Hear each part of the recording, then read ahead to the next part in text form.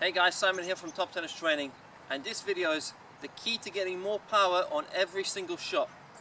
Now the key to getting more power on every single shot is a thing called leverage. You want leverage over the ball. What do I mean by that? What I mean is, let's say on my forehand I come just to this position and I try and accelerate from this position here. My forehand is going to be very limited with power.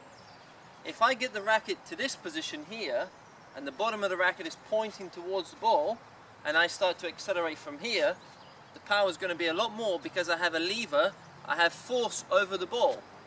So this part here, this makes the racket path longer and it makes more force over the ball. So leverage is basically having force over the ball with your racket head.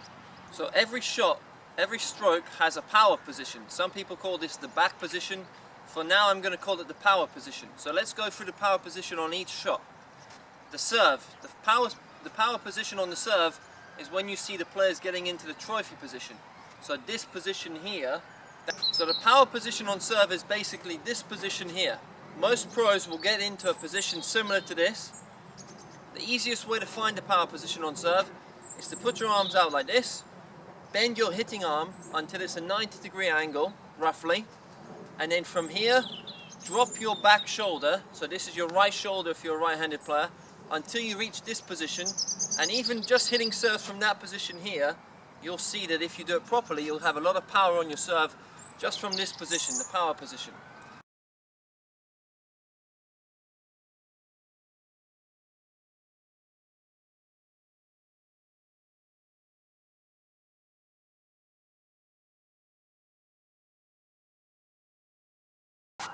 So the power position on the forehand, how do we find it?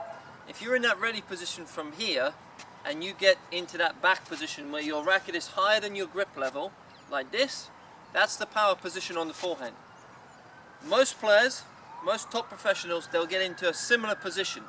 The racket head is always higher than the grip level. You'll barely see a professional who plays like this from that back position, and that's because the leverage is when the racket head is higher than the grip.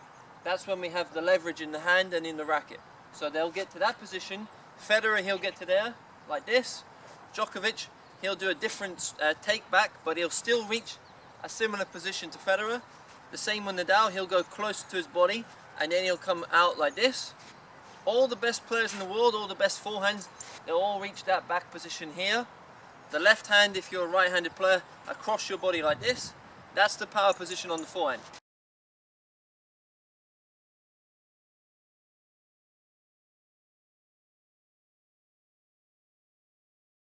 For the two-handed backhand, the double-handed backhand, the power position would be something like this. The racket head again, higher than the grip level. If you're a right-handed player, your left hand will be slightly bent. You don't want it to be out here, otherwise you won't get the extension when you go through the contact point. So you're in that position, racket head higher than the grip level. Some players on the double-hander will be all the way like this, but you'll rarely see a really good two-hander where the racket's just down here. This would be Safin, this would be Djokovic, this would be Agassi, in that back position here.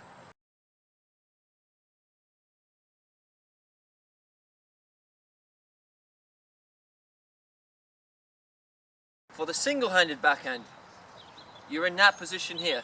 Once again, the racket head higher than the grip level, like this. Wawrinka, Federer, they all get to that back position. Gasquet, Tommy Robredo, these guys go higher up. These guys go all the way back here. And then from here, they're ready to come forward.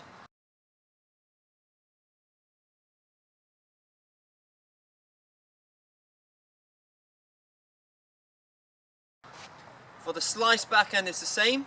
The racket head higher than the grip level again. And if you're a right-handed player, you want to reach where the racket head is over your left shoulder, but not touching it. You don't want to be too close. So you're in that position here for the slice. From here, you're then ready to accelerate the racket.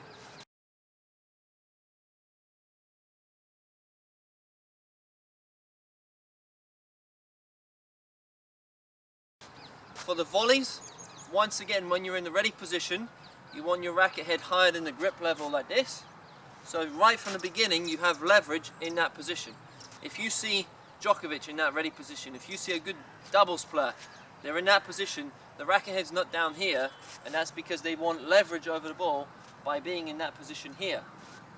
So on the forehand volley, you're taking the racket back and the racket head stays higher in the grip.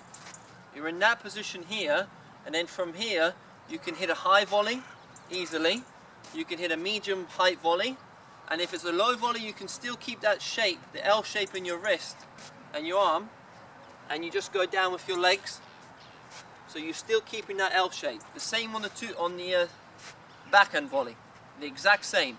From the ready position, you're taking the racket back like this, racket head higher than the grip level, and from here you can hit a high volley easily, medium height volley, and a low volley, all with the same L shape in the arm and the racket. If it's down here, you're like this.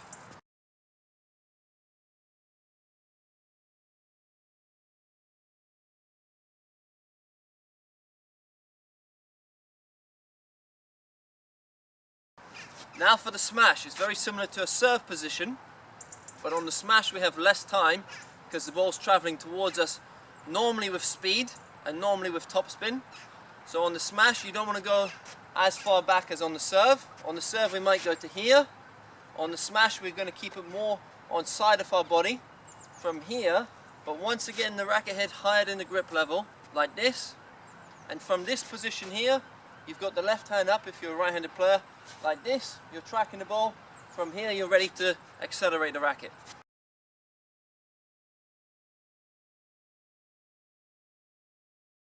So that's the power position for every single stroke. And guys, if you did like this video, please click the like button down below and leave a comment, leave me some feedback. I'd love to hear what you would like to see in the near future. And thank you guys again for watching the video.